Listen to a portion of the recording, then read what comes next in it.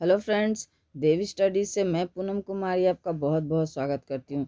दोस्तों, सीटेट के प्रश्नों के साथ मैं फिर से आपके सामने हाजिर हुई हूँ और 31 तारीख तक जो ऐसे ही आपको रेगुलर जो है आपको लगातार ये प्रश्नों का सेट वीडियो यानी पीडीएफ के रूप में मिलता रहेगा। तो चलिए हम लोग बिना वक्त गंवाए जो क्या है दोस्तों, इसके पहले प्रश्न की ओर बढ़ते हैं। तो पहला प्रश्न है दोस्तों कि प्राणी से सामाजिक प्राणी बनने की प्रक्रिया को समाजशास्त्रीय भाषा में डैश कहते हैं। तो दोस्तों, प्राणी से सामाजिक प्राणी बनने की जो प्रक्रिया है उसको समाजशास्त्रीय भाषा में क्या कहा जाता है? तो उसे समाजीकरण कहा जाता है। यानी प्राणी से सामाजिक प्राणी बनने की प्रक्रिया को समाजीकरण कहा जाता है। तो ए ऑप्शन आपका सही जवाब हो जाएगा।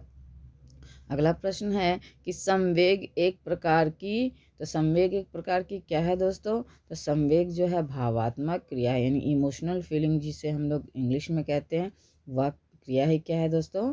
आपका संवेग कहलाती है। अगला प्रश्न है कि व्यक्तित्व व्यक्ति के डैश व्यवहार का सामान्य रूप है। तो दोस्तों, व्यक्तित्व जो है व्यक्ति के समग्र व्यवहार का क्या है? स्वरूप है। यानी यहाँ क्या होगा दोस्तों? समग्र व्यवहार का स्वरूप, यानी आपका सी ऑप्शन इसका सही जवाब हो जाएगा। अगला प्रश्न है कि सुषमा कलित व्यक्तित्व के अभिलक्षण है। तो सुषमा कलित व्यक्तित्व के अभिलक्षण क्या है दोस्तों? आइए हम लोग जो है ऑप्शंस देखते हैं।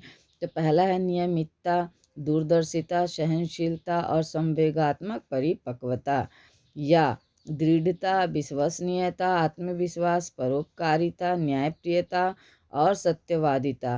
तो दोस्तों, आपका ए भी सही है, बी भी सही है, यानी कि इसके अकॉर्डिंग क्या हो जाएगा? आपका सी ऑप्शन सही हो जाएगा। यानी सुषमा कलित जो व्यक्तित्व के अभिलक्षण में कौन आता है? ए भी और बी भी। तो आपका सी ऑप्शन इसका सही जवाब हो जाएगा।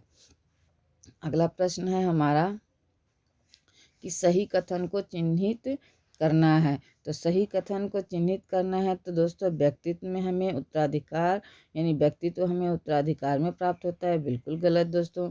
हम व्यक्तित्व को अर्जित करते हैं, यह भी बिल्कुल गलत है दोस्तों। व्यक्तित्व ना तो पूर्णतया उत्तराधिकार में मिलता है, ना ही इसे जो है पूर्णतया अर्जित किया जा सकता है। तो ये सी ऑप्शन आपका बिल्कुल सही जवाब हो जाएगा, क्योंकि व्यक्तित्व दोस्तों ना तो उत्तराधिकार में मिलता है और ना ही जो है इसे पूर्णतया अर्जित किया जा सकता है। अगला प्रश्न है हमारा कि व्यक्तित्व निर्धारण में, तो व्यक्तित्व निर्धारण में क्या जरूरी है दोस्तों? तो आपका ऑप्शंस देखते हैं हम लोग। सर्वाधिक महत्वपूर्ण कारक आनुवांशिकता है, गलत है दोस्तों। सर्वाधिक महत्वपूर्ण कारक पर्यावरण है, ये भी गलत है दोस्तों।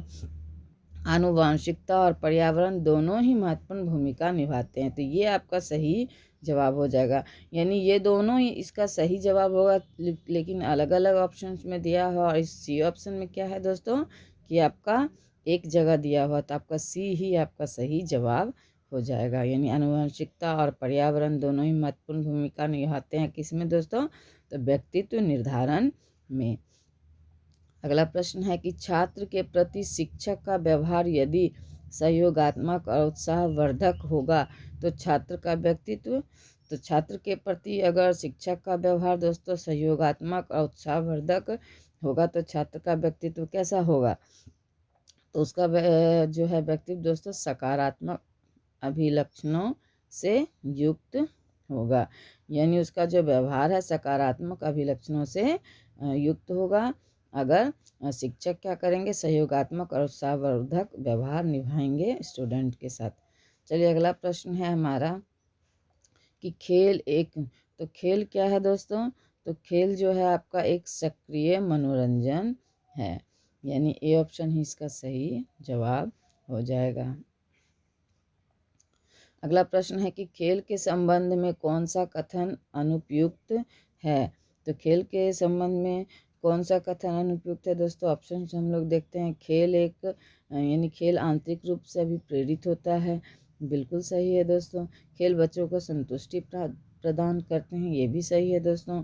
खेल में बच्चों की सक्रिय सहभागिता अपेक्षित है, ये भी सही है। यानी तीनों ऑप्शन इसका सही है दोस्तों, तो इनमें से कोई नहीं, यानी कि डी ऑप्शन सही जवाब हो जाएगा। यानी कोई अनुपयुक्त नहीं है, तो आपका डी ऑप्शन इसका सही जवाब होगा।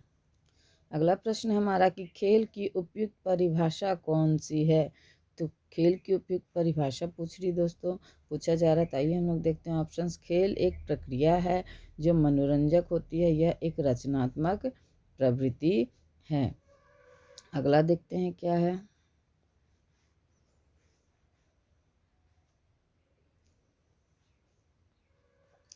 खेल वह प्रक्रिया है जो मनोरंजक होती है, यह एक रचनात्मक प्रवृत्ति है जो जन्मजात होने के साथ स्फूर्तिदायक होती है।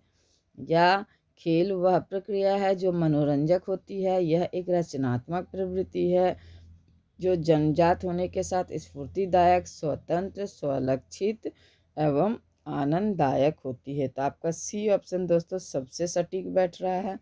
तो आपका सी ऑप्शन ही इसका सही जवाब होगा। अगला प्रश्न है हमारा कि खेल के विभिन्न प्रकार है। तो खेल के विभिन्न प्रकार कौन से हैं दोस्तों।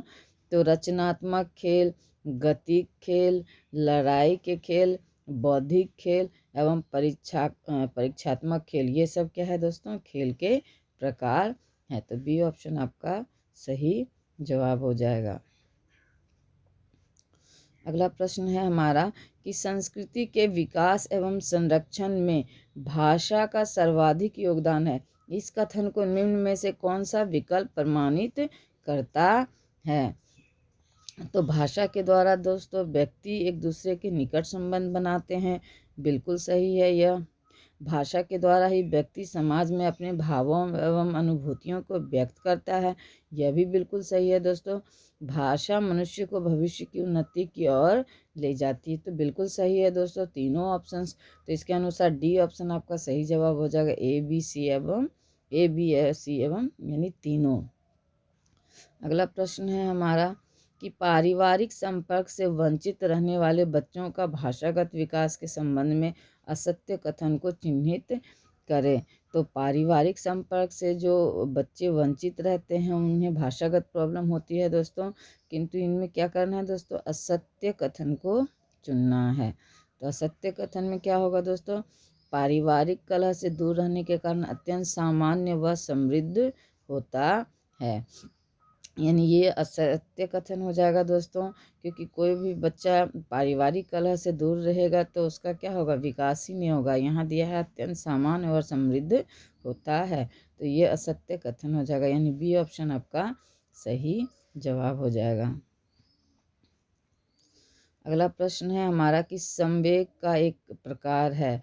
तो संवेग का एक प्रकार क्या होता है दोस्तों, तो व्यक्तिक होना, यानी व्यक्तिक होना क्या है दोस्तों, संवेग का एक प्रकार है। वही हो गया दोस्तों, इमोशन आ गया, अंग्रेजी शब्द इमोशन का पर्यायवाची है, तो वही होगा दोस्तों संवेग, मैंने पहले ही बताया था। चलो अगला प्रश्न है कि विद्वान कार्ल ग्रूस द्वारा विभक्त बौद्धिक खेलों में से निम्न में से भिन्न है। तो विद्वान कार्ल ग्रूस के द्वारा जो विभक्त बौद्धिक खेल है उनमें से भिन्न कौन सा है दोस्तों, यह बताना है। तो इसमें आपका यानी कि चुस्ती की उम्र भी है इसके अंतर्गत दोस्तों, सॉरी आपका कार्ल ग्रूस के बारे में पूछा जा रहा है ना दोस्तों, एक मिनट।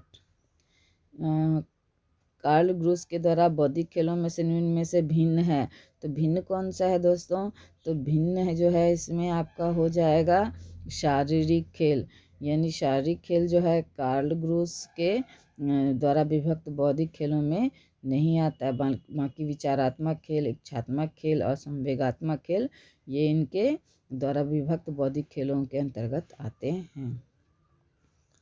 अगला प्रश्न है हमारा कि 5 से 12 वर्ष की अवस्था है। तो 5 से 12 वर्ष की अवस्था कैसी है दोस्तों, तो चुस्ती के उम्र की यह अवस्था होती है और समूह के उम्र की भी यह अवस्था होती है। तो डी ऑप्शन आपका सही जवाब हो जाएगा।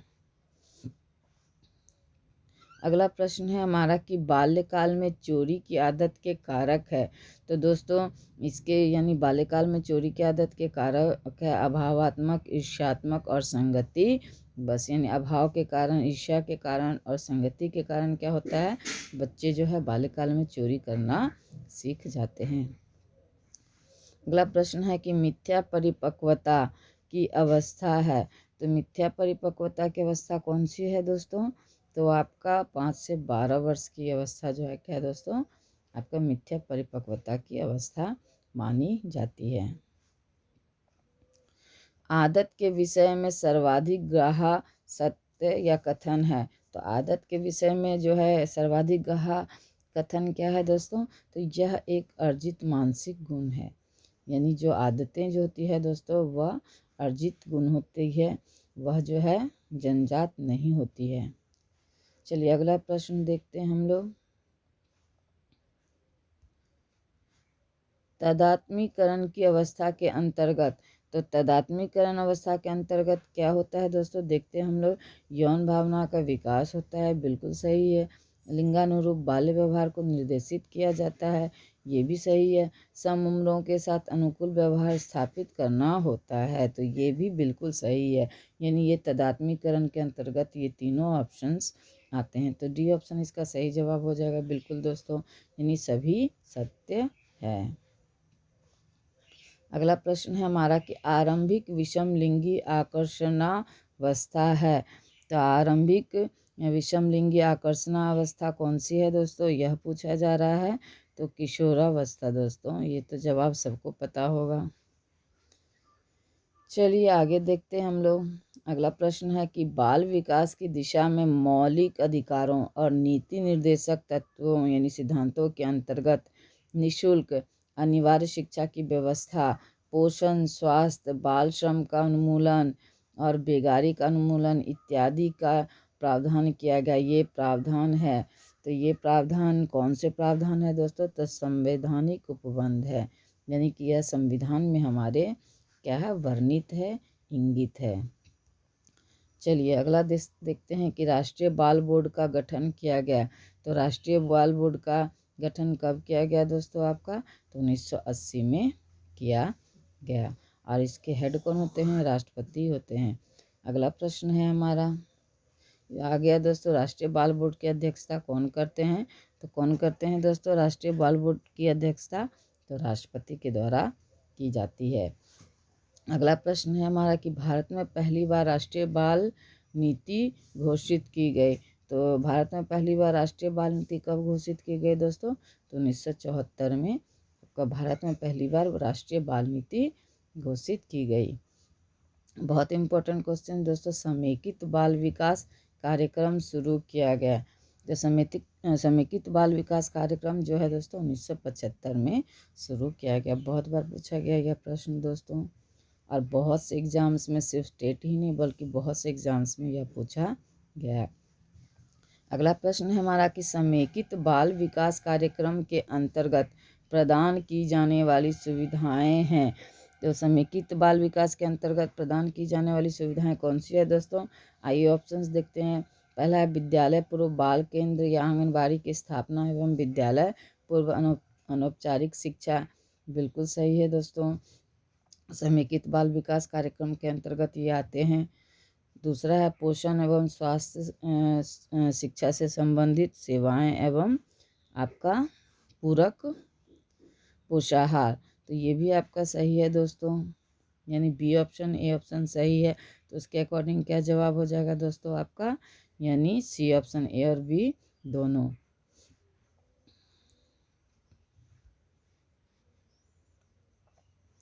अगला प्रश्न है हमारा कि बिहार में पाठशाला चलो अभियान शुरू किया गया है, जिसका लक्ष्य है।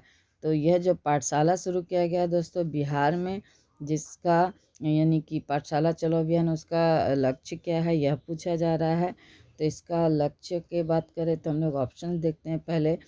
तो पहला है अनिवार्य शिक्षा की व्यवस्था करना, या नामांकन के बाद विद्यालय छोड़ने के प्रतिशत को कम करना, या लड़कों की शिक्षा पर बल देना। तो दोस्तों लड़कों की शिक्षा पर बल देने से मतलब नहीं है, अनिवार्य शिक्षा की व्यवस्था करना और नामांकन के बाद जो बच्चे विद्यालय छोड़ते हैं उनका प्रतिशत कम करना जो है, यह पाठशाला चलो अभियान का जो है लक्ष्य रखा गया था। तो डी ऑप्शन इसका सही जवाब हो जाएगा।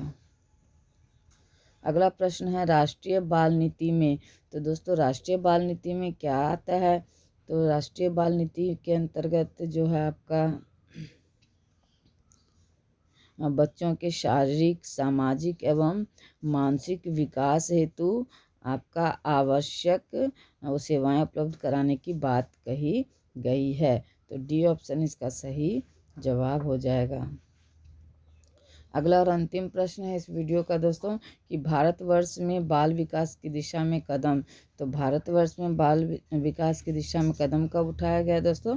तो स्वतंत्रता प्राप्ति के बाद उठाए गए हैं। तो आपका बी ऑप्शन सही जवाब हो जाएगा। तो कैसे लगे दोस्तों प्रश्न? अगर अच्छे लगे तो अपने दोस्तों को ज़रूर शेयर करें जो कि सीटेट की तैयारी कर रहे हैं।